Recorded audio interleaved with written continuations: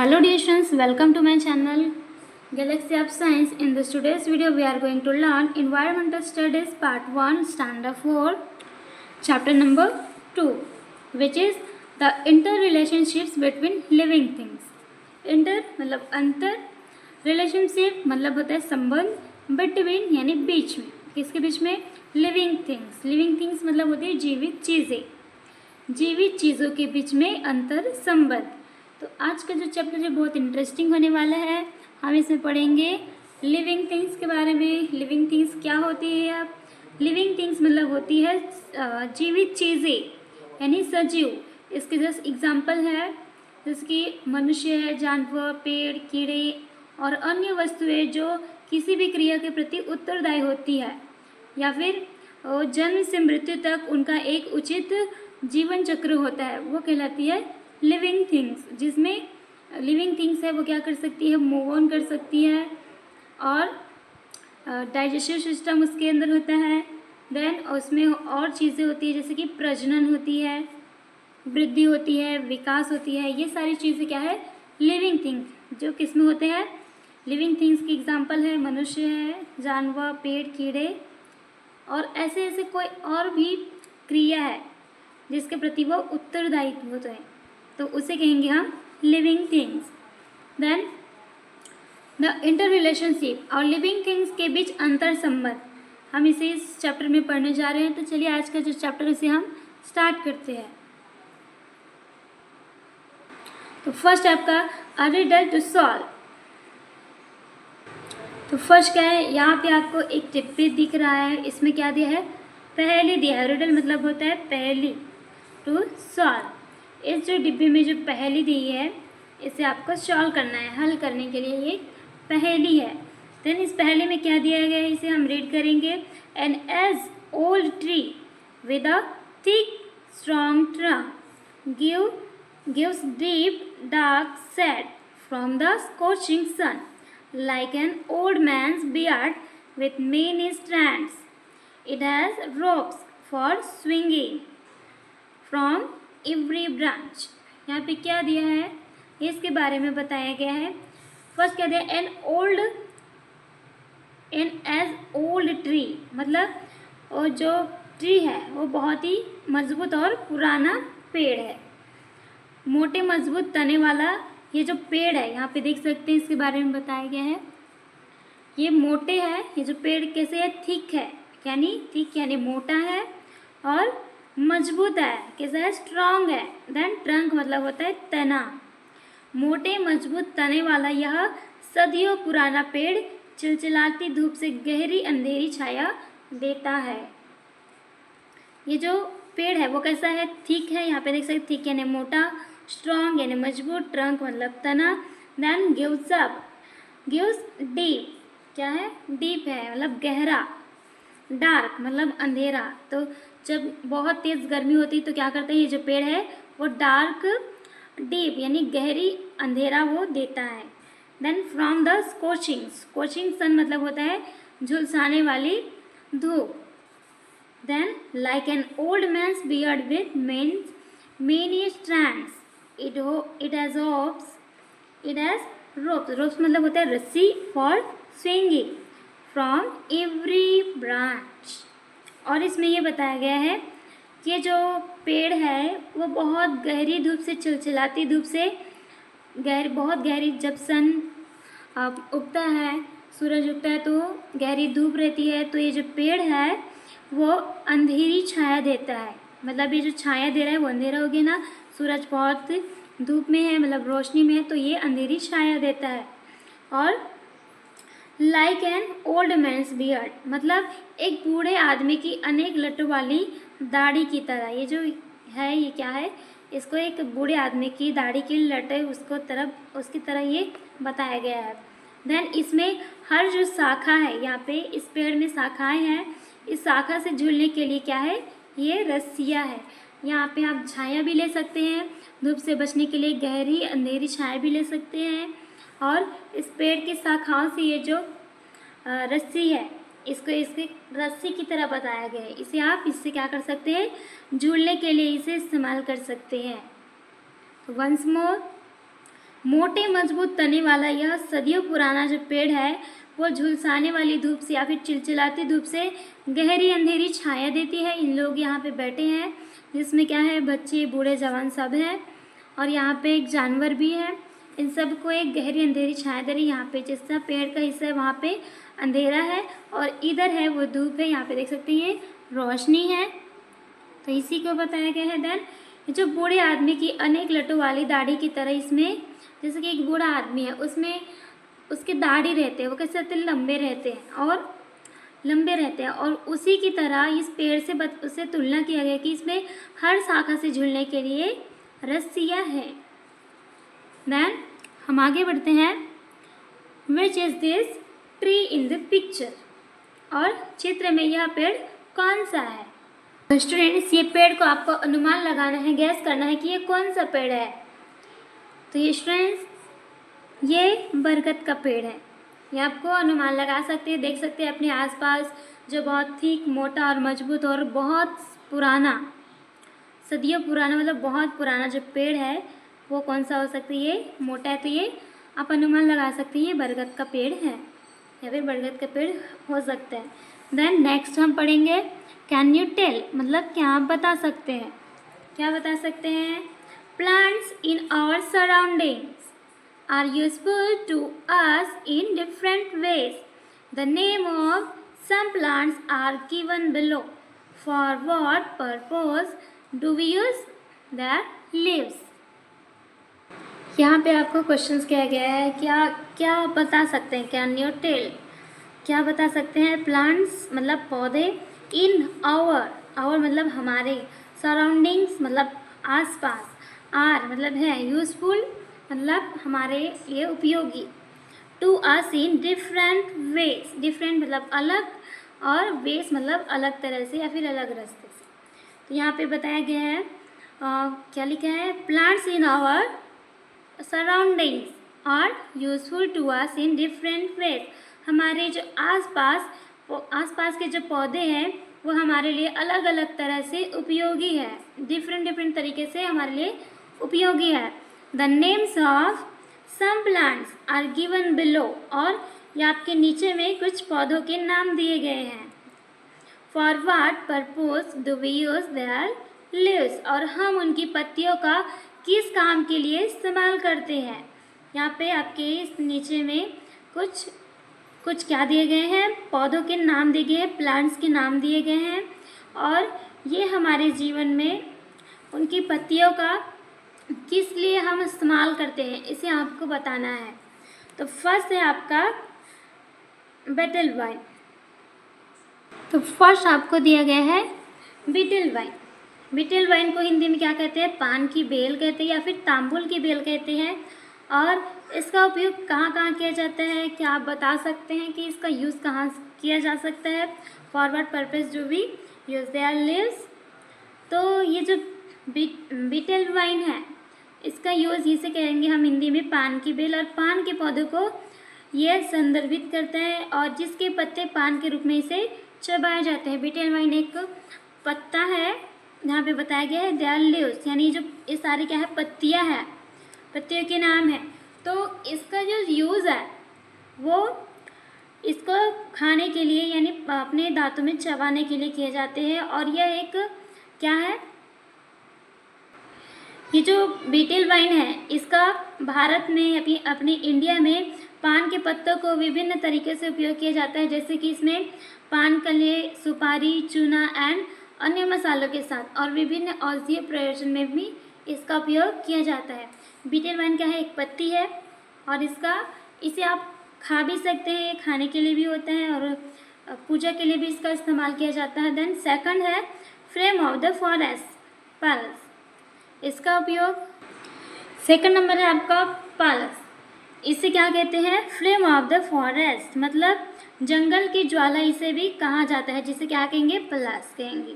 और ये एक औषधीय वृक्ष है जिसके विभिन्न भागों का उपयोग स्वास्थ्य के लिए किया जाता है, जैसे कि इसके फूल है, इसके छाल है, पत्ते और गोंद का उपयोग पारंपरिक रूप से विभिन्न रोगों के उपचार में किया जाता है, जैसे कि त्वचा संबंधी रोग है और मधुमेह का प्रबंधन है, इन सारी चीज़ों के लिए। और जैसे कि पेट में कीड़े मारने के लिए और सूजन कम करने में ये अच्छी होती है, मतलब सहायक होती है। तो स्टूडेंट्स आपको यहाँ इसका आपको यूज़ लिखना है, आपको यूज़ पूछा गया है, इसका इस्तेमाल पूछा गया, आपको लिखना है।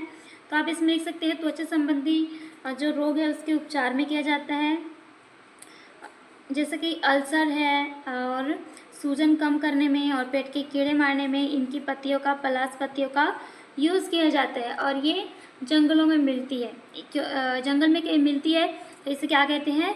Flame of the forest. Flame of the forest मतलब जंगल की ज्वाला इसे कहते हैं, किसको? पलाश को। देन थर्ड नंबर है फेन्युग्रीक। फेन्युग्रीक का मतलब है मेथी। अब स्टूडेंट्स आप मेथी के बारे में तो जानते हैं, आप मेथी खाते हैं और मेथी का इस्तेमाल किस चीज़ों में होता है? तो मेथी का कई इस्तेमाल है, जैसे कि आप देख सकते हैं जो खाने में मसाले के रूप में करते हैं या फिर औषधि बनाने के लिए करते हैं इसका इस्तेमाल। और यह अगर मेथी आप खाते हैं तो आपकी ये पाचन शक्ति को, डायबिटीज़ और वज़न कम करने में ये हेल्पफुल होती है। मेथी अगर आप नहीं खाते तो आपको खाना चाहिए। देन इसको मेथी को मसाले के रूप में भी करते हैं, औषधीय प्रकार के में भी करते हैं। मेथी एक बहुत ही लाभदायक पत्ती है जिसे आपको खाना चाहिए। और सारे जो ये जैसे कि यह पाचन संबंधी समस्या है, डायबिटीज़ है, कोलेस्ट्रॉल है, वज़न कम करने में, इन सारी चीज़ों में जो मेथी की पत्ती है वह हेल्पफुल होती है और आपको निरोगी रखती है। देन नेक्स्ट पॉइंट है वशाका। वसाका इसे क्या कहेंगे? एडुल्सा भी कहते हैं, ये आपको याद रखना है। ये जो वसाका है वो ब्रैंकियल सूजन को शांत करता है और वायु मार्ग को खोलता है आपके। और ये जो वसाका है वो कफ के निर्वहन में भी मदद करता है और छाती की भीड़ से भी राहत करता है। अगर आपका सीने में दर्द है तो उससे भी ये राहत मिलती है। और ये वसाका क्या है? पत्ती है, और वसाका की पत्ती है, इसे खांसी, कफ को ढीला करने, ब्रैंकियल स्राव को पतला करने और सुस्त फेफड़े है उसको कार्य में सुधार लाने में सहायता करता है। तो ये चीज़ें आपको मालूम होनी चाहिए। देन करी लीफ प्लांट मतलब करी पत्ता। करी लीफ आपने देखे होंगे स्टूडेंट्स, आपके लगभग सभी के घरों में ये पाया जाता है। और करी जो लीफ है मतलब करी पत्ता का प्लांट है, उसे आपको क्या इस्तेमाल होता है, किस चीज़ में इस्तेमाल होता है, तो इसका आपको इस्तेमाल लिखना है। तो इसका इस्तेमाल होता है, ये लिवर को सुरक्षित रखता है। देन एनीमिया जैसे बीमारी है उससे भी ये बचाता है और पाचन को बढ़ाता है। और जो बालों का विकास है उसको तेज करता है, इसको बालों में लगाने से इसका विकास है वो तेज होता है, किसका? बालों का। और यह इसे आप खाते हैं तो ये आपके वज़न को बढ़ावा देता है, वज़न को घटाने के लिए वो हेल्पफुल है, लाभदायक है। देन यह कोलेस्ट्रॉल को भी कम करता है, जो आपके फैट में जमा होता है कोलेस्ट्रॉल से भी ये कम करता है। तो इन सारी चीज़ों के आपको यूज़ आपको लिखना है। देन आपको ये मालूम होना चाहिए करी लीव्स बहुत ही सबके घर में मिलता है, बहुत ही ईजिली मिल जाता है, तो आपको खाना चाहिए। और करी लीव से जो हृदय संबंधी जो बीमारी होती है उससे भी बचा जा सकता है। तो ये सारी चीज़ें इनका हमने यूज़ देख लिया। द नेक्स्ट पॉइंट है the needs of living things are met in their environment. Next point क्या है? The needs of living things मतलब सजीवों की आवश्यकताएं, यानी नीड मतलब होता है ज़रूरत या फिर आवश्यकताएं, एवं उनके पर्यावरण से पूरी होती है। सजीवों की मतलब जो मूव कर सकते हैं, सजीव किसे बोलेंगे? लिविंग थिंग्स को। जो मूव कर सकते हैं, चयापचय क्रियाएं उसे कर सकते हैं, प्रजनन कर सकते हैं, विकास कर सकते हैं, उसे कहेंगे हम लिविंग थिंग्स। जो लिविंग थिंग्स है उसकी आवश्यकताएं हैं वो पर्यावरण से ही पूरा होता है या फिर पूरी होती है। और क्या क्या चीज़ें हैं? जैसे कि है फूड है, वाटर है, एयर है, क्लॉथ है, शेल्टर है, ये सारी चीज़ें ही पर्यावरण से उनको मिलती है। We have many needs like food, water, air, cloth and shelter. All this needs are met in our surroundings. हमारी कई ज़रूरतें हैं जैसे कि खाना, पानी, हवा, कपड़े और मकान। ये सभी ज़रूरतें हमारे आसपास के माहौल से पूरी होती है। ये आप देख सकते हैं स्टूडेंट्स, हमारे आसपास कैसा माहौल रहता है। यदि यहाँ पे कैसे पेड़ है तो उससे हमें हवा मिलेगी। इस तरीके से स्टूडेंट्स, अगर पेड़ है तो उससे हमें फूड भी मिलती है, फल मिलते हैं, तो हमारे लिए फूड का काम करता है। और पेड़ से ही, लकड़ियों से घर बनाए जाते हैं, पेड़ से ही कागज, ये सारी चीज़ें इन्वायरमेंट से मिलती है। देन यहाँ पे कुछ चीज़ें आप देख सकते हैं, आपके टेक्स्ट बुक में दिया है। In fact, food, water and air are the needs of all living things. In fact मतलब दरअसल, food, water and air और the needs मतलब भोजन, पानी और हवा सभी जीवित प्राणियों के लिए ज़रूरतें हैं। वो जीवित प्राणी हैं, लिविंग थिंग्स हैं, उनके लिए ये ज़रूरतें हैं। Then they are all fulfilled in the environment, और ये सभी पर्यावरण से ही पूरी होती है, फुलफिल्ड होती है। But there are differences in the needs of each kind of living things, और लेकिन यह हर तरह के जीवित प्राणी की ज़रूरतें हैं वह अलग अलग होती है। सारे जीवित प्राणी एक जैसे होते क्या नहीं होते हैं, तो उन सारी चीज़ों के लिए जो उनकी ज़रूरत है वो भी अलग अलग होती है। For example, the water that a mouse drinks in an entire day would not be enough for an elephant even at one time। जैसे कि उदाहरण के लिए, एक चूहा पूरे दिन में जितना पानी पीता है उतना पानी एक हाथी के लिए क्या हो जाता है, would not be enough for an elephant even at one time। और उतना पानी एक हाथी के लिए एक बार में भी पर्याप्त नहीं होता है। देखो स्टूडेंट्स, जो इन्वायरमेंट की चीज़ें हमको मिलती है वो सारे जो लिविंग थिंग्स है उन सब के लिए डिफरेंट तरीके से होती है, अलग अलग तरीके से उनकी ज़रूरतें पूरी होती है। जैसे कि चूहा पूरे दिन जितना पानी पिएगा वो हाथी का सिर्फ वन टाइम पानी के लिए भी वो पर्याप्त नहीं होता है। देन नेक्स्ट हम देखते हैं, थिंक अबाउट इट मतलब इसके बारे में सोचो। क्या सोचना है आपको, देखते हैं हम। Butterflies feed on the nectar of flowers. Can a frog do the same? A sheep eats the leaves of shrubs. Shrubs मतलब झाड़ी। Can a tiger do the same? A fish can breathe in water, but can a pigeon do that? Bulrushes grow in water. Can a lemon tree do so? जो butterflies है यानी तितलियाँ हैं, butterfly मतलब तितली, butterflies है मतलब तितलियाँ। Feed on the nectar of flowers, तितलियाँ फूलों का रस पीती है। नेक्टर ऑफ फ्लावर्स मतलब फूलों का रस तितलियाँ पीती है। Then can a frog do the same, क्या मेंढक भी ऐसा ही कर सकता है? तितलियाँ फूलों का रस पी सकती है, तो क्या मेंढक भी ऐसा कर सकता है? A sheep it's the leaves of shrubs, sheep मतलब भेड़, इट्स मतलब खाना, द लीव्स मतलब पत्तियाँ, ऑफ श्रब्स मतलब झाड़ी। भेड़ झाड़ियों की पत्तियों को खाती है। Can a tiger do the same, क्या बाघ भी यानी टाइगर भी ऐसा कर सकता है? जैसे कि भेड़ है वो झाड़ियों की पत्तियाँ खाती है, क्या टाइगर भी यानी टाइगर मतलब होता है बाघ, बाघ भी ऐसा कर सकता है? A fish can breathe in water, मछली पानी में सांस ले सकती है। But can a pigeon do that, लेकिन क्या कबूतर ऐसा कर सकता है?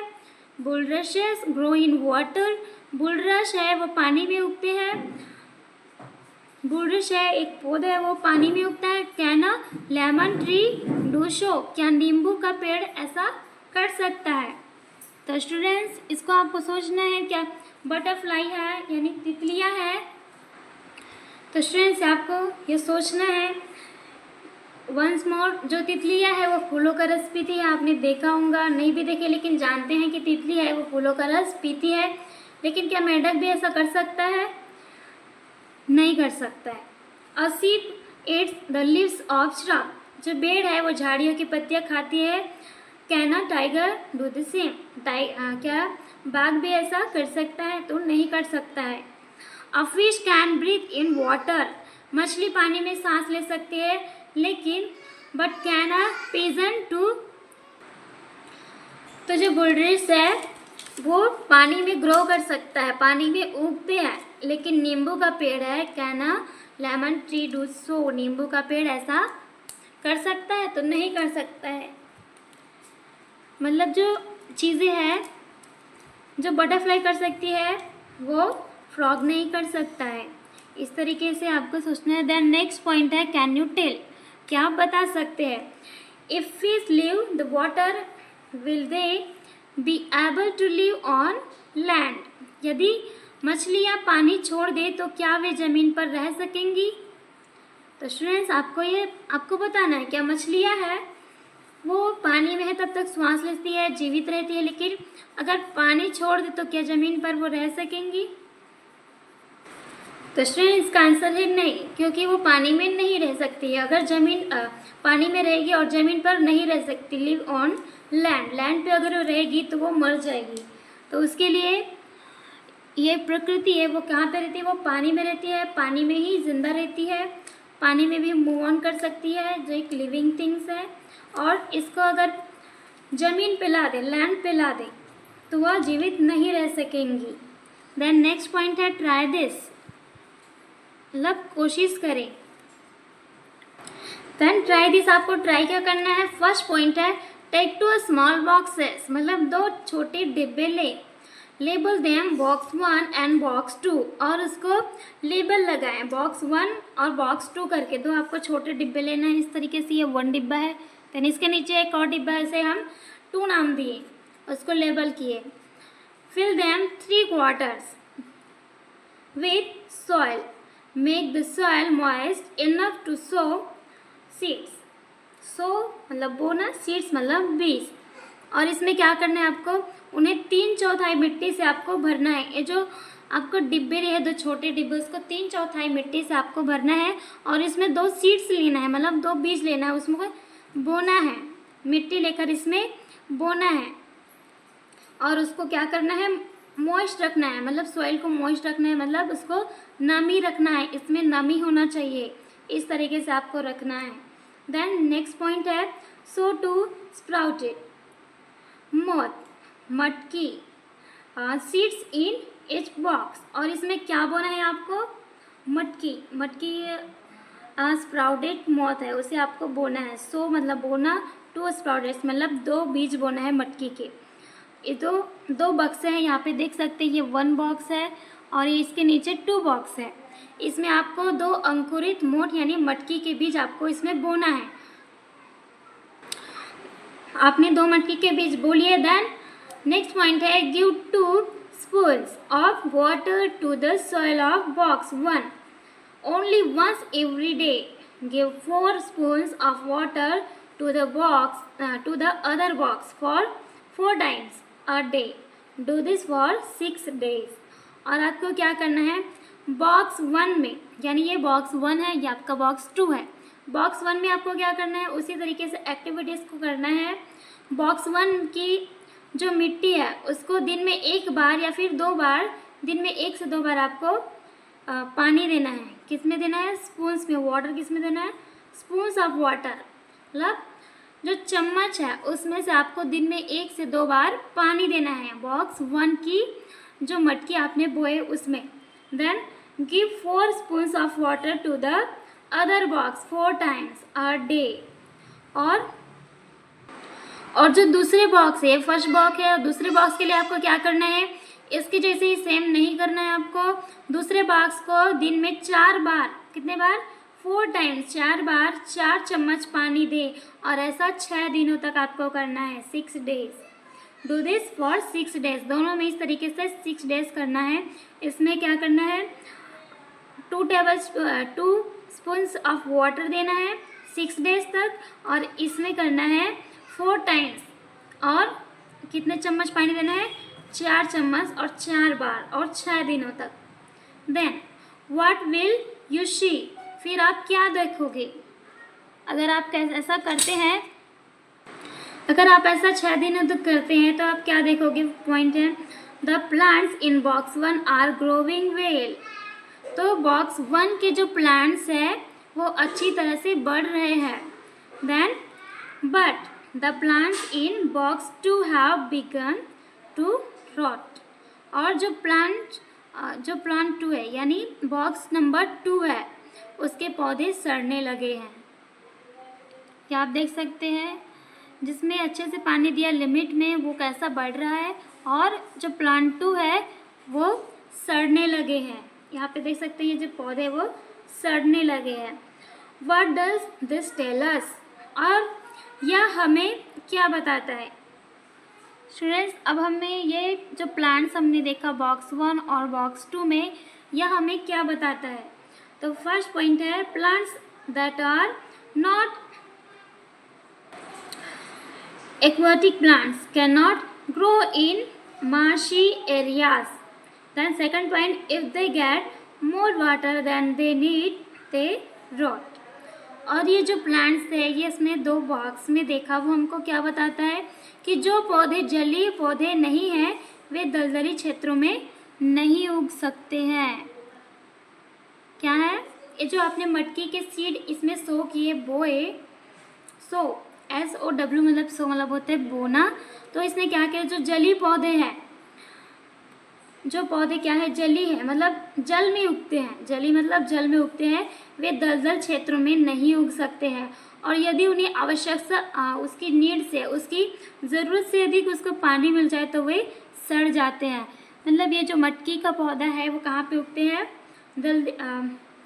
जली क्षेत्र में जो पौधा आप उगाएंगे अगर वो उसका नहीं उगते हैं तो आप उसे कितने भी दलदल में उगाएं तो उसका परिणाम बिल्कुल उल्टा होगा। और यहाँ पे हमने देखा जो फर्स्ट बॉक्स है, जो मटकी के पौधे हैं वो बिल्कुल अच्छी तरह से ग्रो कर चुके हैं, और सेकंड बॉक्स में उसको ज़्यादा पानी देने से और उसका जो वातावरण उसको नहीं मिला उससे वो सड़ने लगे हैं।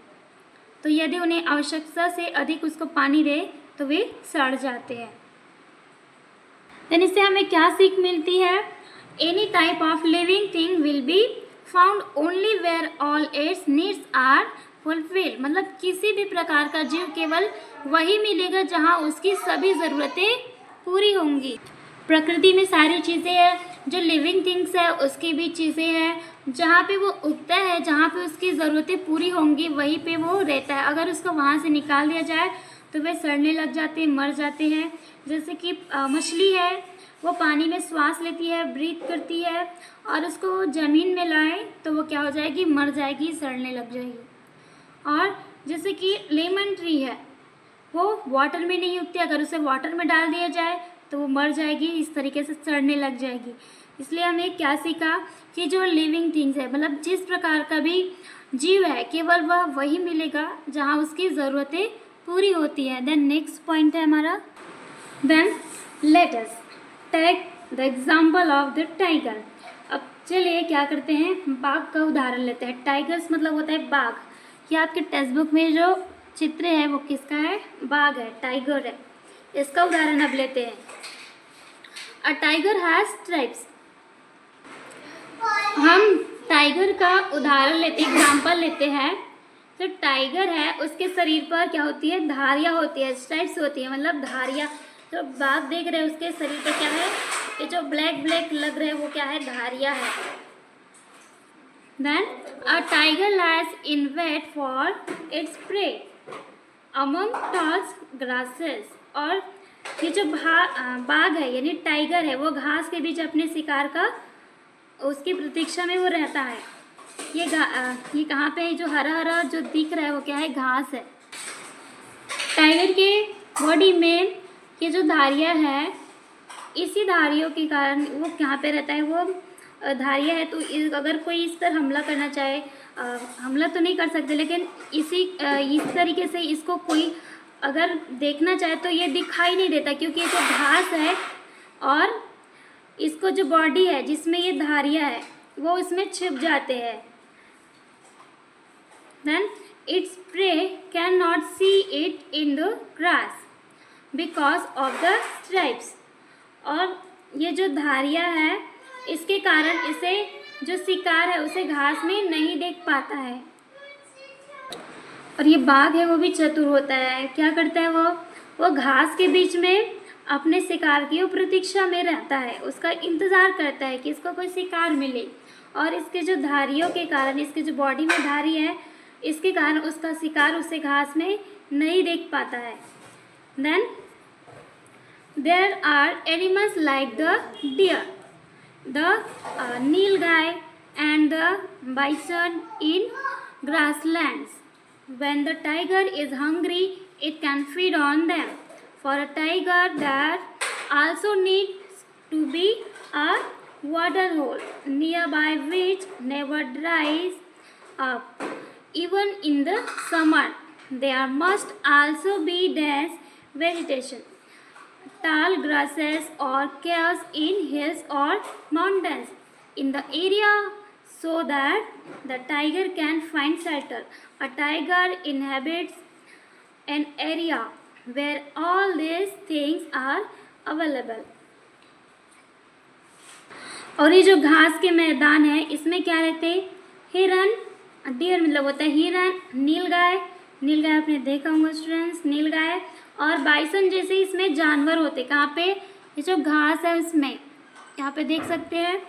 यहाँ पे क्या है? डियर है, हिरन, इसे क्या कहेंगे? हिरन। इसमें नीलगाय भी रहती है और बाइसन जैसे इसमें जानवर होते हैं। और जब बाघ को भूख लगती है, when the tiger is hungry, जब बाघ भूखा हो जाता है, उसको भूख लगती है, तो वह उन्हें खा सकता है। किसको खा सकता है? इस एनिमल को, जैसे कि डियर, नीलगाय, बाइसन, इन सबको वह खा सकता है। और फीड ऑन देम मतलब खा सकता है। फॉर अ टाइगर मतलब बाघ के लिए, टाइगर के लिए, there also needs to be a water hole nearby which never dries up even in the summer.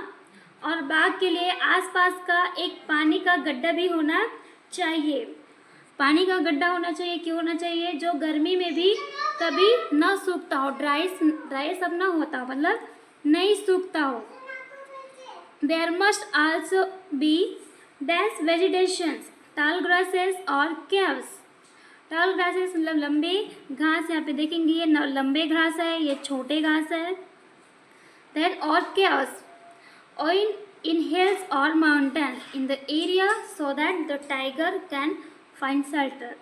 और टाइगर के लिए यानी इस बाघ के लिए इलाके में घनी वनस्पति होनी चाहिए और लंबी घास। और ये जो पहाड़ियाँ है, ये भी दिया है पहाड़ियाँ आपके टेक्स्ट बुक में। ये क्या है?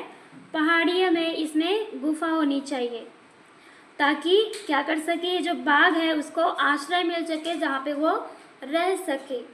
Then a tiger inhabits an area where all this things are available. Available मतलब होता है उपलब्ध।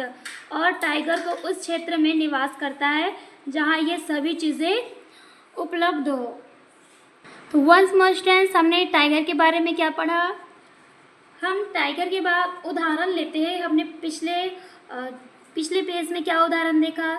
मछली का, भेड़ का, सीप का, बुलरस का, पौधे का, कि पौधे को जिस ज़रूरत में, जिस जगह पे उसकी ज़रूरत की चीज़ें पूरी नहीं होती वहाँ पे वो मर जाता है, सड़ने लगता है। वैसे ही टाइगर के लिए कौन सा जो स्थान है जिससे उसकी ज़रूरतें पूरी होती है? तो हम टाइगर का एग्जाम्पल देखते हैं कि उसके बॉडी में ये काले रंग की धारियाँ होती है, स्ट्रिंग्स होते हैं। देन ये जो टाइगर है वो घास के बीच अपने शिकार का वो प्रतीक्षा करता है। ये जो घास है उसके बीच में ही वो रहता है और अपने शिकार को देखता है। और इसके धारियों के कारण जो उसका शिकार उसे घास में नहीं देख पाता है। ये टाइगर है वो घास में रहेगा, इसकी धारियाँ और घास का कलर सेम हो जाता है, तो जो इसका शिकार है उसे नहीं देख पाता है। और टाइगर के लिए और क्या क्या चीज़ें होनी चाहिए इसमें बताया कि घास के मैदान में जैसे कि हिरन, नीलगाय और बाइसन जैसे जानवर रहते हैं। और जब टाइगर को भूख लगती है तो वो उनको क्या कर सकता है? It can feed on them मतलब उसको वो खा सकता है। और बाघ के लिए आसपास ऐसा गड्ढा भी होना चाहिए, कैसा? जहाँ पे वो पानी हो और गर्मियों में भी वह नहीं सूखता हो। तो यहाँ पे देख सकते हैं ये बाघ है, टाइगर है और ये क्या कर रहा है? पानी पी रहा है। तो ऐसा इसके लिए पर्याप्त ऐसा जगह होना चाहिए। Then there must also be dense vegetation, tall grasses और caves।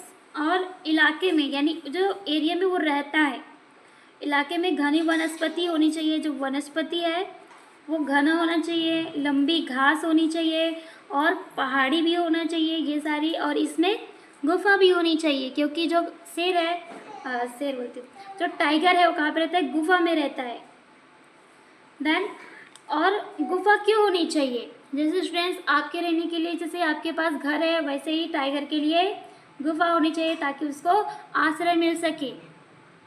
हमने ये टाइगर के बारे में देखा, और ये जो टाइगर है यह उस जगह में रहता है, उस जगह पे निवास करता है जहाँ पे ये सारी चीज़ें उपलब्ध हो। क्या क्या उपलब्ध हो? गुफा, गुफा के अंदर पहाड़ी, पहाड़ी के अंदर गुफा, वहाँ पे पानी भी होना चाहिए, पानी इतना होना चाहिए कि वो गर्मी में भी ना सूखे, घास भी लंबी होना चाहिए ताकि उसका शिकार मिल सके, ये सारी चीज़ें। Then where does a tiger live? तो आपको बताना है where does a tiger live, मतलब बाघ कहाँ रहता है, टाइगर कहाँ रहता है। तो स्टूडेंट्स हमने पढ़ा टाइगर कहाँ रहता है, तो आप लिख सकते हैं यहाँ पे गुफा में। तो स्टूडेंट्स आपके लिए यहाँ पे कुछ दिया गया है पॉइंट्स। Can you tell? क्या बता सकते हैं, क्या बता सकते हैं? Point number 1, from where do we get silk, मतलब हमें रेशम कहाँ से मिलता है। Second, how are trees useful for monkeys, बंदरों के लिए पेड़ कैसे उपयोगी है। How are trees useful for birds, पेड़ पक्षियों के लिए कैसे उपयोगी है। What happens if termites make a tree hollows, मतलब अगर दीमक पेड़ को खोखला कर दे तो क्या होगा। जो दीमक है आप जानते हैं दीमक बहुत छोटा होता है, अगर पेड़ को खोखला कर दे तो क्या होगा। तो ये सारी चीज़ें आपको जानना चाहिए। रेशम कहाँ से मिलता है? रेशम कीट से। How are trees useful for monkeys, बंदरों के लिए पेड़ कैसे उपयोगी है, बंदर पेड़ पे चढ़ते हैं। और जैसे उससे कोई भयंकर जानवर मिल गया तो उससे अपना बचाव करने के लिए पेड़ पे भी चढ़ सकते हैं। Then how are trees useful for birds, और बर्ड्स के लिए यानी पक्षियों के लिए पेड़ कैसे उपयोगी है। आप जानते हैं स्टूडेंट्स जो बर्ड्स हैं उनके लिए वो पेड़ में क्या बनाते हैं, अपने लिए घोंसला बनाते हैं जो उसके लिए रहने का स्थान होता है। अब पक्षी तो गुफा में नहीं रह सकती तो क्या पे रहती है? घोंसले पे, क्योंकि वो छोटी प्राणी है, पेड़ पे रह सकती है। देन लास्ट क्वेश्चन है, अगर दीमक पेड़ को खोखला कर दे तो क्या होगा। क्या आपको बताना है? अगर दीमक है, टर्मिट्स है, वो अगर पेड़ को खोखला कर दे तो क्या होगा। पेड़ क्या हो जाएगा? गिर जाएगा। द नेक्स्ट है, we keep animals in order to satisfy some of our needs, हम अपनी कुछ ज़रूरतों को पूरा करने के लिए जानवरों को पालते हैं। किसको पालते हैं? अपनी सेटिस्फाई के लिए, अपनी ज़रूरतें के लिए किसको पालते हैं? जानवरों को पालते हैं, एनिमल्स को। They become dear to us, और हम उसे पालते हैं तो क्या हो जाते हैं? वे हमारे प्रिय बन जाते हैं। जैसे कि आप डॉग पालते हैं कुछ घरों में तो आपके वो प्रिय बन जाते हैं, बहुत ही अच्छे बन जाते हैं। We look after them well, we look after them well, well मतलब अच्छा, और हम उनकी अच्छी तरह से क्या करते हैं? देखभाल करते हैं। वी फीड देम, और उसको क्या करते हैं? फीड देम करते हैं, मतलब खाना खिलाते हैं। We take them to a vet if they fall ill, इल मतलब होता है बीमार, और यदि वे बीमार पड़ जाते हैं तो हम उन्हें क्या करते हैं? दिस एनिमल्स टू रिटर्न और अफिक्शन, मतलब जो अपने घर में आप क्या करते हैं? अपनी ज़रूरतें के लिए जानवर को पालते हैं, और पालते हैं तो वे हमारे प्रिय बन जाते हैं। कौन? जानवर। और उसे क्या करते हैं? उसकी देखभाल करते हैं, उसे खाना खिलाते हैं। विफिरदे मतलब उसे खाना खिलाते हैं। और ये अगर वे बीमार पड़ जाते हैं, इल मतलब होता है बीमार, यदि वे बीमार पड़ जाते हैं, कौन? पशु। आप पशु को पाल रहे हैं उसके बारे में हम बात कर रहे हैं, यानी जानवर के बारे में। अगर वो बीमार पड़ जाते हैं तो हम उन्हें पशु चिकित्सक के पास ले जाते हैं। हम उसे अपने डॉक्टर के पास नहीं, परंतु पशु जो चिकित्सक है, जो पशुओं की जो इलाज करता है उसके पास ले जाते हैं। देन रिटर्न और अफेक्शंस, और ये जानवर भी हमारा स्नेह लुटाते हैं। अगर आप जानवर पर स्नेह लुटाते हैं, आप उसे प्यार दिखाते हैं, तो वो जानवर भी आप पर स्नेह लुटाते हैं, मतलब प्यार दिखाते हैं। नेक्स्ट हम आगे पढ़ते हैं। We get milk, meat, eggs and several other things from animals. और हमें जानवरों से क्या मिलता है? मिल्क मतलब दूध, मीट मतलब मांस, एग्स अंडा, एंड सेवरल अदर थिंग्स मतलब और भी अदर थिंग्स मिलते चीज़ें फ्रॉम एनिमल्स। हमें जानवरों से दूध, मांस, अंडे और कई अन्य चीज़ें मिलती है। Some animals are useful for carrying burdens और ड्राइविंग कार्स। और कुछ जानवर किस लिए होते हैं?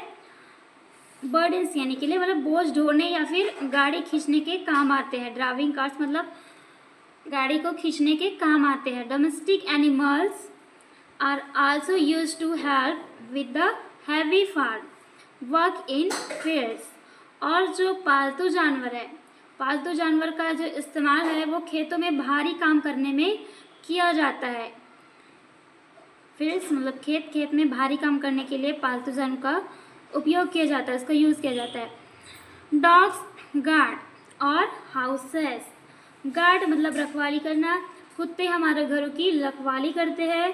शीप गिव अस वूल, मतलब जो भेड़ है, शीप मतलब भेड़, गिव मतलब देते हैं, क्या देते हैं? अस वूल मतलब भेड़ें हमें ऊन देती है।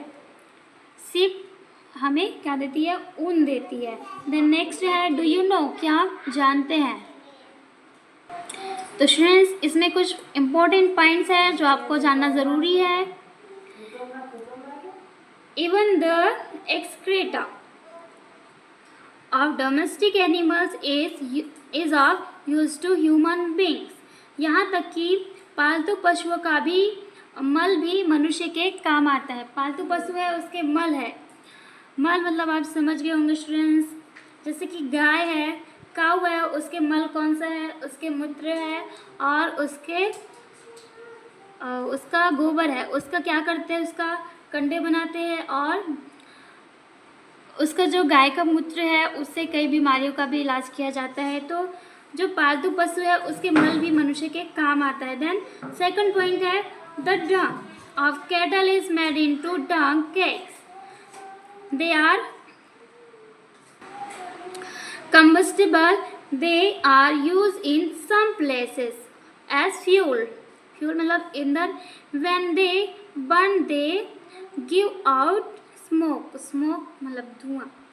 और क्या होता है? सेकंड पॉइंट में बताया गया कि जो मवेशियों के गोबर से क्या बनाए जाते हैं? उपले बनाए जाते हैं। मवेशियों के गोबर से उपले बनाए जाते हैं और वे क्या होते हैं? दहनशील होते हैं। कम्बस्टिबल भी होते हैं मतलब दहनशील मतलब जलने वाले होते हैं।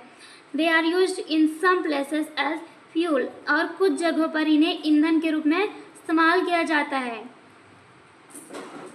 Then when they burn they give out smoke, और जब वे जलते हैं तो धुआं निकलता है।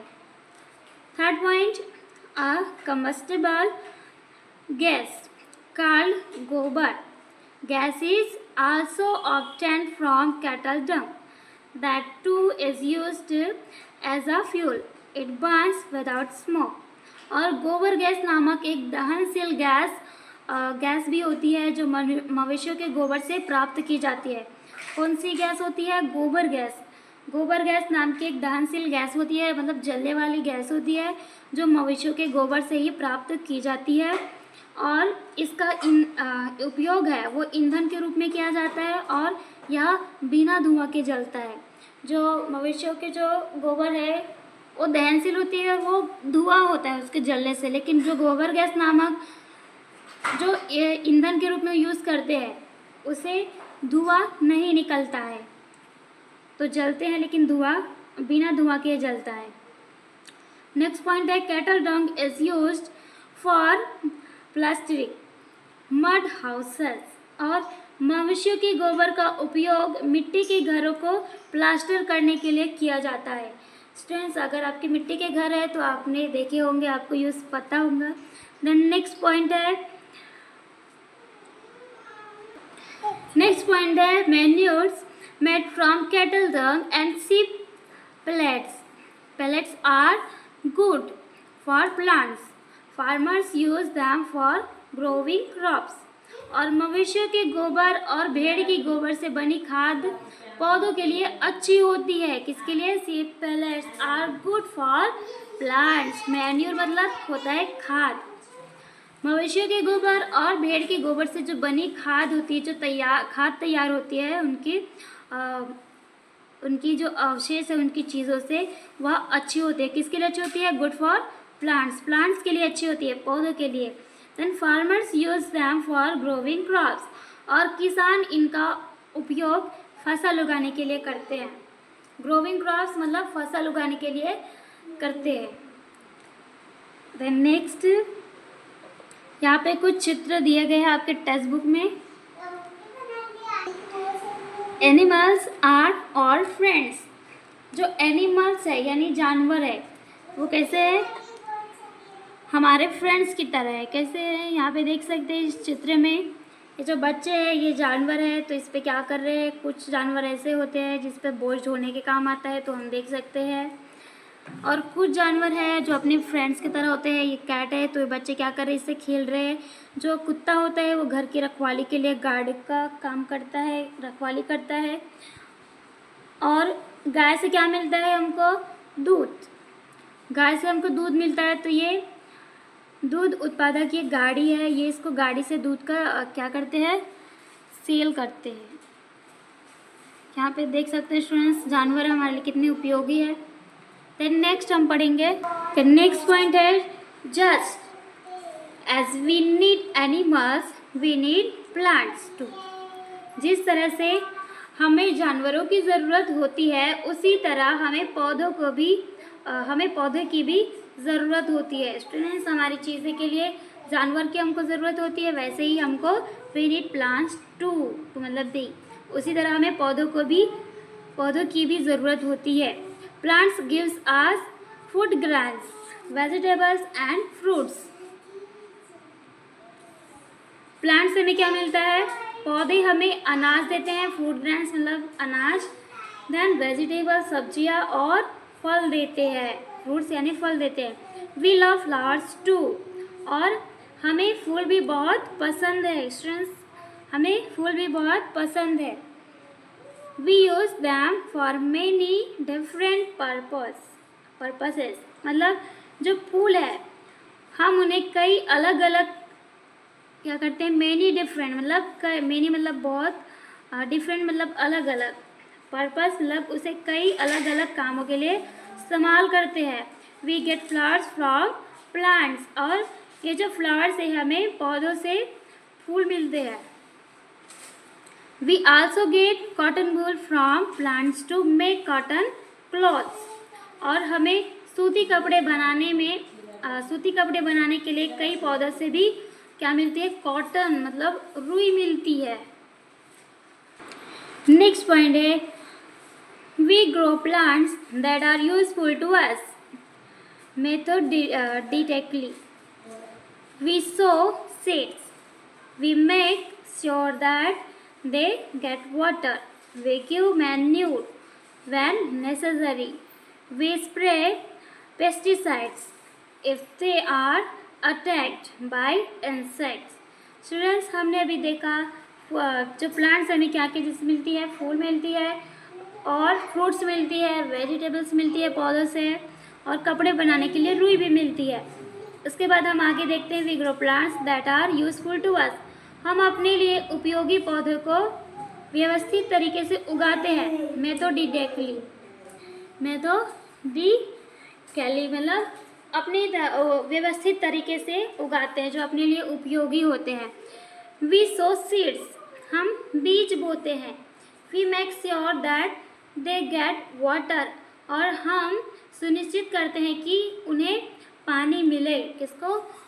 प्लांट्स को, जिसे हम उगाते हैं हम उसे सुनिश्चित करते हैं, उसे श्योर करते हैं, सुरक्षित करते हैं। किससे? पानी से। वे गिव मैन्यूर व्हेन नेसेसरी, जब ज़रूरत हो तो हम खाद देते हैं। खाद यानी मैन्यूर मतलब खाद किसको देते हैं? पौधे को।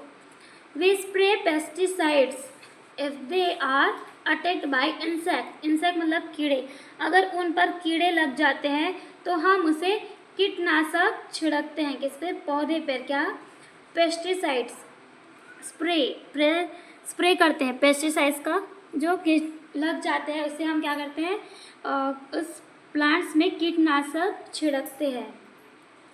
Then plants to give to us abundantly, they satisfy our needs, पौधे भी हमें भरपूर देते हैं, they satisfy our needs, और वे हमारी ज़रूरतें पूरी करते हैं।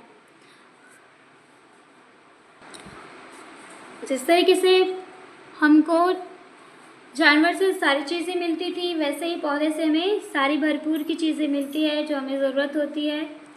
Then other living things also get their food from the environment, और अन्य जीव भी अपना भोजन पर्यावरण से प्राप्त करते हैं। फॉर एग्जाम्पल के लिए आपका chameleons eat insects when they are hungry, hungry मतलब भूखा। उदाहरण के लिए क्या है, कैमिलियंस मतलब होता है गिरगिट, गिरगिट है वो जो भूख लगने पर क्या करते हैं, कीड़े खाते हैं। Some snakes eat mice and frogs, और कुछ सांप है, स्नैक्स है मतलब सांप, चूहे और मेंढक खाते हैं। माइस मतलब चूहा, माइस मतलब हो गए चूहे, क्योंकि ये माइस है तो इसमें आएगा चूहे, माउस मतलब चूहा, फ्रॉग्स यानी मेंढके, बोला बहुत सारे। जो स्नैक है वो चूहे और मेंढक खाते हैं। देन टाइगर्स ईट डियर, जो टाइगर है वो हिरन खाते हैं। Goats and sheep eat leaves of plants, भेड़ और बकरियां पौधे की पत्तियां खाती है। कैटल ईट ग्रास, और मवेशी घास खाते हैं। देन स्टूडेंट्स यहाँ तक हमारा कंप्लीट होता है। देन अ न्यू टर्म में हमको देखना है जो आपके लिए बहुत इंपॉर्टेंट है। न्यू टर्म मतलब होता है एक नया शब्द, एक नया शब्द हमारे बीच में आया है, कौन सा है, आर्बोरियल। इसे क्या कहेंगे, arboreal. This word comes from the Latin word arbor, ये शब्द है जो आर्बोरियल, वह शब्द लैटिन शब्द आर्बर से आया है। विच मीन्स, इसका मीन्स क्या होता है, ट्री यानी पेड़। Arboreal means living in trees, arboreal का अर्थ है पेड़ों में रहना। देन नेक्स्ट है animals like monkeys and squirrels live on trees, और आगे बढ़ते हैं एनिमल्स में। एनिमल्स लाइक मंकीज, एनिमल्स में जैसे कि मंकी है, बंदर है। देन स्क्वायरल्स मतलब गिलहरी है, बंदर और गिलहरी जैसे जानवर कहाँ पे रहते हैं, लिव ऑन ट्रीज, पेड़ों पर रहते हैं। It gives them certain advantages, और वे क्या करते हैं, इससे उन्हें कुछ लाभ मिलते हैं, एडवांटेजेस मिलते हैं। Being at a height they are better able to defend themselves from their enemies, और क्या करते हैं, जो मंकी है वो क्या, उसको क्या बेनिफिट मिलते हैं, उनको क्या एडवांटेजेस मिलते हैं, वे ऊंचाई पर होने के कारण वे अपने दुश्मनों से खुद को बेहतर तरीके से बचा पाते हैं। अगर मंकीज है वो पेड़ पर चढ़ जाएंगे तो जो उसके दुश्मन है, जो एनिमी है, उससे अपने आप को बचा सकते हैं। बिसाइड्स, इसके अलावा they can eat the fruit of the trees so satisfy their hunger, such animals are said to be arboreal, और इसके अलावा वे अपनी भूख को मिटाने के लिए पेड़ों के फल भी खा सकते हैं, पेड़ों पर जो फल है उसे खा सकते हैं, और ऐसे जानवरों को वृक्षवासी कहा जाता है।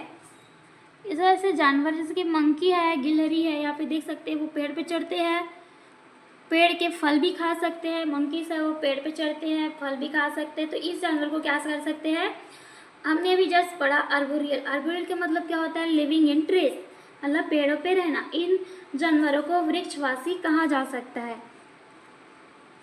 क्योंकि ये पेड़ पर अधिकतर दिखाई देते हैं।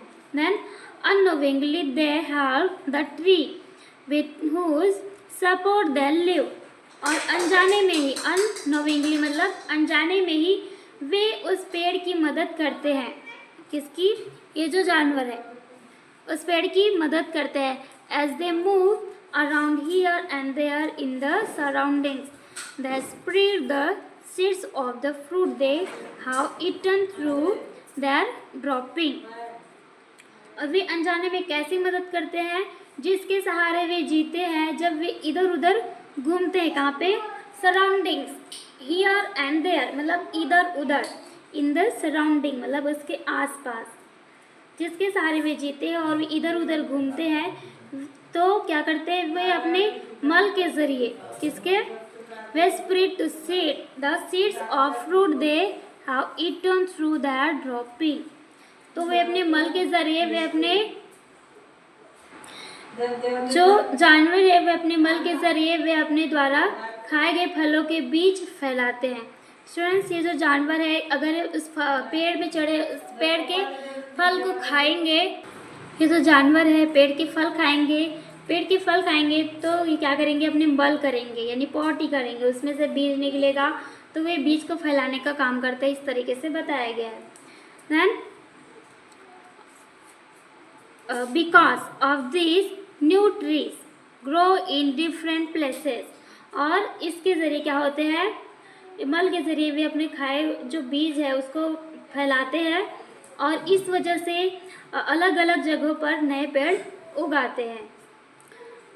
Some types of birds to find trees useful for building their nest, nest मतलब होता है घोंसला।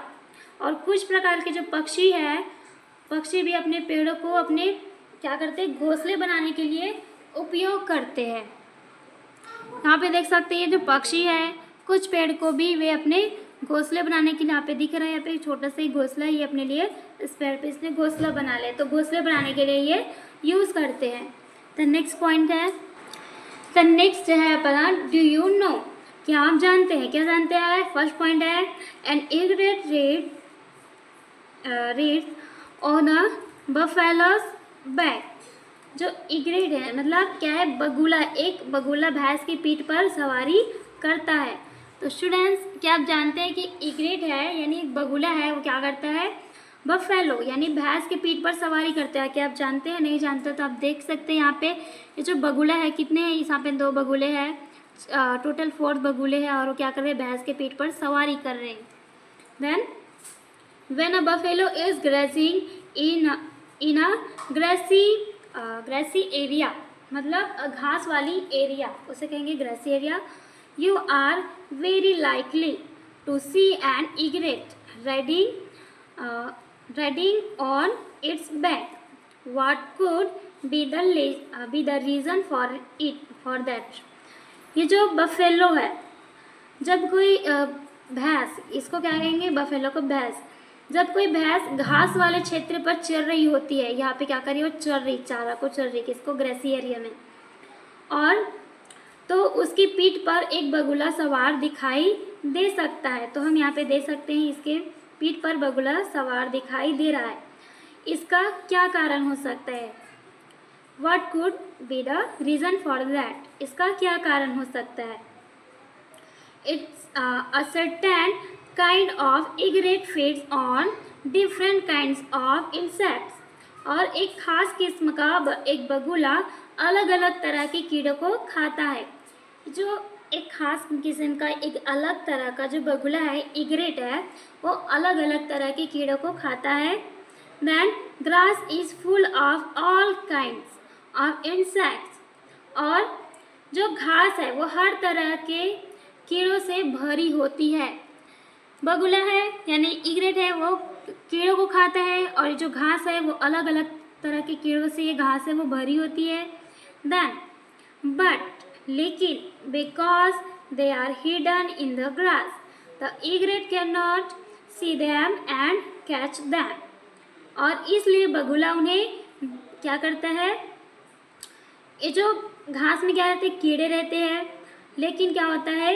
कीड़ों से भरी होती है, लेकिन चूँकि वे क्योंकि है बिकॉज यानी क्योंकि वे घास में छिपे होते हैं, इसलिए बगुला उन्हें नहीं देख पाता है और न ही उन्हें पकड़ पाता है। कैच देम मतलब उसको कीड़े को पकड़ पाता है। Then as the buffalo treads on the grass it frightens the insects which fly out of the grass, the egret on the buffalo's back makes no mistake in swooping down to catch and eat them up. और जब भैंस है, यहाँ पे देख सकते हैं भैंस है, जब घास पर चलती है तो कीड़े डर जाते हैं।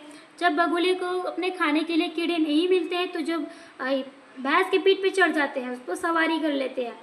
तो जब भैंस है जो घास पर चलती है तो कीड़े डर जाते हैं। जब भैंस है, इतनी मोटी भैंस है तो घास पर चलेगी तो कीड़े डर जाएंगे और घास से बाहर निकल आते हैं। जो कीड़े हैं वो घास से बाहर निकल आते हैं और जो भैंस की पीठ पर बैठा है वो बगुला उन्हें पकड़ने और खाने के लिए झपट्टा मारने में कोई भी गलती नहीं करता है। पहले बगुले को कीड़े नहीं दिखते और जब भैंस है वो घास पर चलती है तो कीड़े डर जाते हैं। फिर जो कीड़े डर जाते हैं तो बगुले को दिखते हैं। जो भैंस की पीठ पर बैठे बगुले, उनको इग्रेट को कीड़े दिखते हैं, इंसेक्ट्स दिखते हैं और जब उसको दिखता है तो उसे झपट्टा मारने के लिए वह कोई भी गलती नहीं करता है। तो नेक्स्ट हम देखेंगे स्टूडेंट, ये जो चैप्टर है बहुत इंटरेस्टिंग है, हम बहुत इंटरेस्ट के साथ पढ़ रहे हैं। यदि आप अंत तक बने रहते हैं तो आपको सारी चीज़ें जो लिविंग थिंग्स हैं उनके बारे में पता चलेंगी और बहुत ही उनके बारे में अमेजिंग जो जानकारी है उनके बारे में आपको पता चलेगी और बहुत ही ये चैप्टर इंटरेस्टिंग है। तो चलिए हम स्टार्ट करते हैं। अब क्या है सीजनल मतलब होता है मौसमी। Changes in living thing, seasonal changes मतलब मौसमी परिवर्तन जीवित चीज़ों में। इसमें जीवित चीज़ों में मौसमी परिवर्तन हम देखेंगे, फाइंड आउट। तो फर्स्ट है आपका what is the Marathi name for mango blossom. Students आपको बताना है आम के जो फूलों का मराठी नाम क्या है। Then when do mango trees blossom every year, और हर साल आम के पेड़ पर फूल है वो कब आते हैं। तो स्टूडेंट्स ये आपको फाइंड आउट करना है। अगर आप स्टेट महाराष्ट्र हैं तो आपको ये पता होना चाहिए कि जो आम है उसके फूलों का मराठी नाम क्या होता है। देन सेकंड है does the banyan have leaves throughout the year, क्या बरगद पर साल भर पत्तियां रहती है। बरगद का जो पेड़ है, banyan मतलब होता है बरगद का पेड़, उस पर साल भर पत्तियां रहती है। Then third number we see frogs everywhere during the rains, where do they disappear in summer, और बरसात के दिनों में हम हर जगह मेंढक देखते हैं और क्या गर्मियों में वे कहाँ गायब हो जाते हैं। यह आपको फाइंड आउट करना है, आप ढूंढना है आपके दोस्तों के साथ, अपने फ्रेंड्स के साथ। देन फोर्थ नंबर है which is the season for jamuns, और जामुन का मौसम कौन सा है। मतलब इन सारी चीज़ों का एक मौसम होता है स्टूडेंट्स जो सीजनेबल होती है, जिस सीज़न में आम लगते हैं और किस सीज़न में किस पेड़ में पत्तियां रहती है, किस में नहीं रहती है, और बारिश में मेंढक हर जगह दिखते हैं लेकिन गर्मियों में कहाँ गायब हो जाते हैं, और जामुन का मौसम कौन सा है। मतलब इससे हमें पता चलता है कि जिस लिविंग थिंग्स को जहाँ पे उसकी ज़रूरतें पूरी होती है वहीं पे वो रहता है और वहीं पे वो आते हैं। देन नेक्स्ट पॉइंट है हमारा वी हैव 3 सीजन्स। हम किसके सीजन्स के बारे में जानते हैं, 3 सीजन्स। हमारे यहाँ 3 मौसम होते हैं, summer, the rainy season, summer यानी गर्मी, the rainy season and winter, गर्मी बरसात और सर्दी। It is very hot in summer, और गर्मियों में बहुत गर्मी होती है। समर जो वेकेशन है उसमें बहुत गर्मी होती है। We wear cotton clothes and drink plenty of water, हम सूती कपड़े पहनते हैं और खूब पानी पीते हैं। डियर स्टूडेंट्स आपको पता होना चाहिए, आपको जानना चाहिए वी हैव 3 सीजन, मतलब हमारे यहाँ 3 मौसम होते हैं। कौन कौन से, summer, rainy season and winter. Winter मतलब सर्दी, गर्मी और बरसात होती है। और it is very hot in summer, गर्मियों में बहुत गर्मी होती है समर सीजन में। Then we wear cotton clothes, cotton मतलब सूती, क्लॉथ्स यानी कपड़े, and drink plenty of water, हम सूती कपड़े पहनते हैं और खूब पानी पीते हैं। इन द रेनी सीजन, और बरसात के मौसम में, रेनी सीजन मतलब होता है बरसात के मौसम में, वी यूज़ अम्ब्रेलास और different kinds of raincoats and hoods to avoid getting wet in the rain. और हम क्या करते हैं गर्मी के मौसम में, यहाँ पे एक चित्र दिया गया आपके टेक्स्ट बुक में। गर्मियों में बहुत गर्मी होती है, क्या कर रहे हैं ये अंकल जी, ये हवा पंखा ले रहा है अपने में, और जो कॉटन कपड़े पहना है, और बहुत गर्मी हो रही है इसको। देन रेनी सीजन में क्या करते हैं, हम किसका यूज़ करते हैं, हाँ रेनी सीजन में यानी बरसात के मौसम में हम बारिश में भीगने से बचने के लिए छाते या फिर विभिन्न प्रकार के रेनकोट और हुड्स टू अवॉइड, क्या करते हैं रेनकोट का यूज़ करते हैं और हुड का उपयोग करते हैं। तो यहाँ पे देख सकते हैं रेनी सीजन कौन सा है, ये वाला है। यहाँ पे ये जो आंटी है वो क्या कर रही है, बारिश से भीगने से बचने के लिए इसने क्या पहना है, क्या पहने, हुड का उपयोग करते हैं या फिर रेनकोट लगाते हैं। देन थर्ड है in winter we wear woollens and other warm cloth to protect ourselves from the cold. और सर्दियों में हम अपने आप को ठंड से बचाने के लिए ऊनी और अन्य गर्म कपड़े पहनते हैं। ऊनी कपड़े जो आपका शॉल स्वेटर है वो ऊन से बनता है, और कई तरह के जो ऊनी कपड़े हैं उसे हम पहनते हैं, अन्य गर्म कपड़े उसे पहनते हैं। तो ये हो गया हमारा 3 सीजन्स, मतलब 3 मौसम के बारे में, summer, rainy and winter season. Then next हम पढ़ेंगे, फिर नेक्स्ट हम पढ़ते हैं क्या है, just as the 3 seasons affect us they affect all other living things too. और जिस तरह 3 मौसम जिसमें हम पर असर डालते हैं, क्या करते हैं, हम पर इफेक्ट करते हैं, क्या असर डालते हैं, उसी तरह वे सभी जीवित प्राणियों पर भी असर डालते हैं। हमने देखा ये 3 मौसम है, समर, रेनी और विंटर सीजन, वो हम पे कैसा असर डालते हैं। गर्मियों में हमको बहुत गर्मी लगती है, रेनी सीजन में हम रेनकोट या फिर हुड का यूज़ करते हैं, और विंटर सीजन में हम ऊलन कपड़े और गर्म कपड़े का यूज़ करते हैं, तो हम पे असर डालता है ना। वैसे ही ये जो 3 तरह के जो मौसम हैं वो हम पर असर डालते हैं, उसी तरह सभी जीवित प्राणियों पर भी असर डालते हैं, यानी लिविंग थिंग्स पर। We see this changes taking place in the living world every year after year. और हम हर साल जीवित दुनिया में ये बदलाव होते हुए देखते हैं, हम हर साल ये बदलाव होते हुए देखते हैं। The next, winter in Maharashtra is also called the season of पंगल। पंगल बोलते हैं इसको। विंटर यानी सर्दियों में, इन महाराष्ट्र में सर्दियों को पंगल का मौसम भी कहा जाता है। That is the falling of leaves, यानी पत्तियों के गिरने का मौसम। That is because many trees shed their leaves in winter। और ऐसा इसलिए क्योंकि सर्दियों में कई पेड़ अपने पत्ते गिरा देते हैं। जैसे कि हम आपके टेक्स्ट बुक में देखते हैं, ये जो पेड़ है वो ये कौन सा सीज़न है, ये विंटर सीज़न है।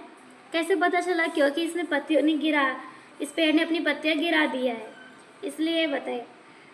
जो महाराष्ट्र जो स्टेट है उसे सर्दियों को पंगल का मौसम भी कहा जाता है, ये आपको याद रखना है। Then the falling of leaves, पत्तियों का गिरने का मौसम भी कहा जाता है। ऐसा इसलिए क्योंकि सर्दियों में कई पेड़ है वो अपने पत्ते गिरा देते हैं। देन नेक्स्ट है and the coat of many furry animals become thicker in winter.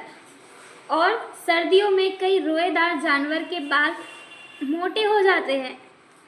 This keeps them warm in the cold season। और इससे उन्हें ठंड के मौसम में गर्माहट मिलती है। Such growth of hair is especially noticeable in animals like sheep and some types of goats and rabbits। सर्दियों में क्या होता है, कुछ जानवर है जैसे कि आप पे दिया है टेक्स्ट बुक में, रैबिट दिया है। रैबिट मतलब खरगोश, सर्दियों में कई जो जानवर है उसके जो बॉडी उस पर क्या होते हैं, रोएदार हो जाते हैं, उसके जो शरीर के जो बाल है वो रोएदार हो जाते हैं और मोटे हो जाते हैं, और इससे उनको ठंड के मौसम में गर्माहट मिलती है, गर्मी मिलती है। अब ये जानवर है तो उसको गर्मी मिलेगी, किसके लिए, इसके लिए नेचुरल है ये। और भेड़ और बकरियाँ और जैसे खरगोश है, भेड़ बकरी है और जैसे ये खरगोश है, ऐसे जानवरों में बालों की ऐसी वृद्धि विशेष रूप से ध्यान देने की योग्य होती है। द नेक्स्ट है the end of winter is also the time for the mango trees to start blossoming. और सर्दियों का अंत आम के पेड़ों पर क्या होते हैं, ट्रीज टू स्टार्ट ब्लॉसमिंग, मतलब सर्दियों के अंत में आम के जो पेड़ है उस पर फूल खिलने का भी समय होता है। सर्दी यहाँ पे देख सकते हैं, आम के जो पेड़ होते हैं उसमें फूल खिलने का समय होता है। This blossom are called Mahur इन मराठी।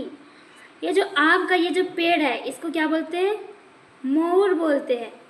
इसमें फूलों आम के जो पेड़ है उसमें फूलों के खिलने का समय होता है और इसको मराठी में मोहूर कहा जाता है। Then at the close of the month of February, it becomes warmer and by March we begin to feel the heat. It's time for summer। और फरवरी के महीने के अंत में, फरवरी जो महीना है उसके एंडिंग में क्या होता है, मौसम गर्म हो जाता है। इट बिकम्स वार्मर, मतलब गर्म हो जाता है। जो फरवरी का महीना उसके महीने के अंत में जो मौसम है वो बहुत गर्म हो जाता है और मार्च तक हमें गर्मी का एहसास होने लगता है। किस तक, मार्च तक। We begin to feel the heat, मतलब गर्मी का एहसास होने लगता है। इट्स टाइम फॉर समर, यह गर्मियों का समय है। द नेक्स्ट है in this season many trees get new leaves. और इस मौसम में कई पेड़ों पर नए पत्ते आते हैं।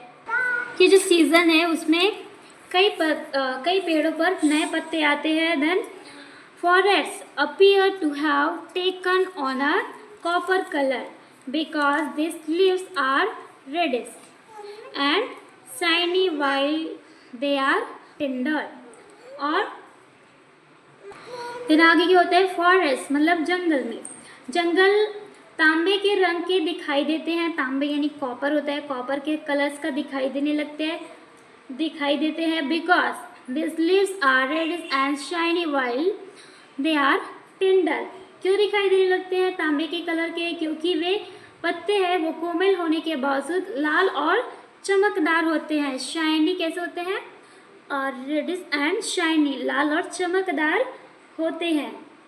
Then their color changes to green as the leaves grow bigger। The call of the koel is heard in many places। और पत्ते बड़े होने पर इनका रंग हरा हो जाता है और कई जगहों पर कोयल की आवाज़ सुनाई देने लगती है या फिर सुनाई देती है। दे कॉल यानी आवाज़, किसकी आवाज़, द कोयल इज हियर्ड मतलब सुनना।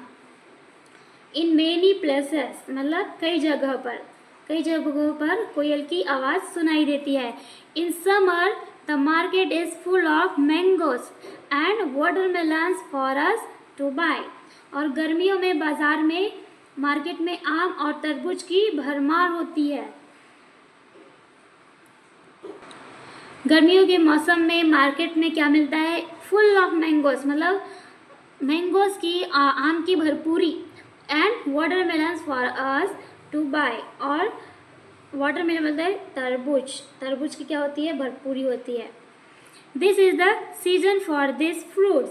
और यह इन फलों का मौसम है। Although mango trees grow all over Maharashtra, the Konkan region is particularly famous for its mangoes।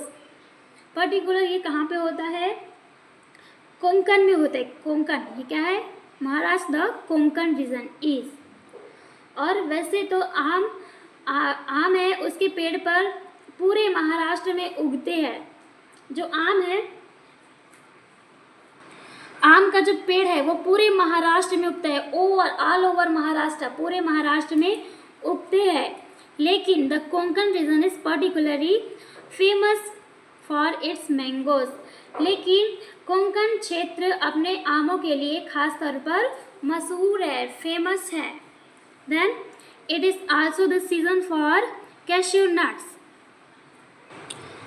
और ये जो सीज़न है सिर्फ मैंगो और वाटरमेलन के लिए नहीं, परंतु किसके लिए, और देखते हैं it is also the season for cashew nuts, मतलब यह काजू का भी मौसम है। स्टूडेंट्स, आपने काजू देखा है? नहीं देखा तो इस चित्र में देखें, ये काजू है, एक काजू का फल है और इसमें से काजू निकलता है। Then the red yellow cashew apples can be seen growing on the cashew trees on the hillsides in the Konkan region. और कोंकण क्षेत्र में पहाड़ियों पर लगे काजू के पेड़ों पर लाल पीले काजू के गुच्छे उगते और देखे जा सकते हैं। ये हो गया स्टूडेंट्स यहाँ तक। फिर हम नेक्स्ट और पढ़ेंगे जो बहुत इंटरेस्टिंग है आपका जो ये चैप्टर। देन नेक्स्ट और क्या है, इन जून। अब पढ़ेंगे हम जून के मंथ के बारे में। इन जून ब्लैक क्लाउड्स, ब्लैक मतलब काला, क्लाउड्स यानी बादल, मेक देयर अपीयरेंस। जून में ब्लैक बादल अपनी उपस्थिति दर्ज कराते हैं। अपीयरेंस मतलब अपनी उपस्थिति को दर्ज कराते हैं। यहाँ पे देखिए जून का मंथ है और यहाँ पे काले बादल है जो अपनी उपस्थिति को दर्ज कराते हैं। The rainy season is a short way away. और बरसात का मौसम बस कुछ ही दूर है। अभी हम देख सकते हैं बरसात का मौसम कुछ ही दूर है। By this time we begin to get jack fruits, jamuns, Java plums and karvandas, इसको बोलेंगे करवंदा। यहाँ पे हम क्या देखते हैं, जब जून का महीना आता है, काले बादल है, तो बरसात का मौसम बहुत ही कुछ ही दूर है, हमको पता चलता है। देन इस समय तक हमें क्या मिलते हैं, जैक फ्रूट यानी कटहल, जामुन, जाम, जावा प्लम और करवन मिलने शुरू हो जाते हैं। The seeds of grass and other plants lie scattered all over the ground. और घास और दूसरे पौधों के बीज जमीन पर बिखरे पड़े रहते हैं। ये जो बीज है, घास और दूसरे पौधे के जो बीज है वो जमीन पर बिखरे पड़े रहते हैं।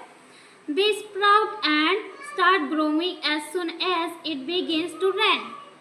और बारिश शुरू होते ही वे अंकुरित होकर बढ़ने लगते हैं। क्या करते हैं, स्प्राउट मतलब होते हैं अंकुरित, and start growing as soon as it begin to rain. बारिश जैसे शुरू होती है तो वो जो बीज जो बिखरे पड़े थे वो अंकुरित होना शुरू करते हैं या फिर शुरू होते हैं, अंकुरित होकर वो और बढ़ने लगते हैं। Then it become green everywhere. और हर जगह हरियाली छा जाती है। इट बिकम्स ग्रीन एवरीवेयर, हर जगह हरियाली छा जाती है, हरा हरा दिखता है जब बारिश होती है तो। Then this greenery is shooting, this greenery is shooting after the hot summer months. और गर्मी के महीनों के बाद यह हरियाली सुकून देती है। Then sometimes we can even see the rainbow with its 7 colours in the sky. और क्या होती है, कभी कभी हम आसमान में 7 रंगों वाला इंद्रधनुष भी देख सकते हैं। जो इंद्रधनुष है कितने कलर्स का होता है, 7 कलर्स। कितने कलर्स, 7 कलर्स होता है, जिसे हम विबग्योर भी कहते हैं। इसके नाम को याद रखने के लिए 7 कलर्स का हमें इंद्रधनुष कहाँ पे दिखता है, आसमान में, स्काई में। देन नेक्स्ट है as it becomes wet everywhere frogs appear. We also hear the loud noise of frogs croaking all together. और जब बारिश होती है तो क्या होता है students, as it becomes wet, मतलब गीला, नमी, एवरीवेयर फ्रॉग्स अपीयर, और जब हर जगह नमी हो जाती है तो मेंढक दिखाई देने लगते हैं। पहले हम देख रहे थे कि जो गर्मी का मौसम है तो मेंढक कहाँ गायब हो जाते हैं, तो ये जो मेंढक है अपने मौसम में फिर से आ जाता है। ये मेंढक ये अपने मौसम में फिर आ गया। हम क्या करते हैं, हमको मेंढक दिखाई देने लगते हैं। Also here the loud noise of frogs croaking all together, हम मेंढकों को एक साथ टर्राने की तेज आवाज़ भी सुनते हैं। मेंढक क्या करते हैं, नॉइज करते, शोर करते, लाउड आवाज़ में, मतलब एकदम लाउडली, क्रॉकिंग मतलब टर्राने की, मेंढक की टर्राने की आवाज़ हम भी सुनते हैं। Then as the rainy season ends, और बरसात का मौसम खत्म होते ही क्या होता है, it is time for winter to make a comeback, बरसात का मौसम खत्म होते ही सर्दी का मौसम वापस आ जाता है, कमबैक हो जाता है।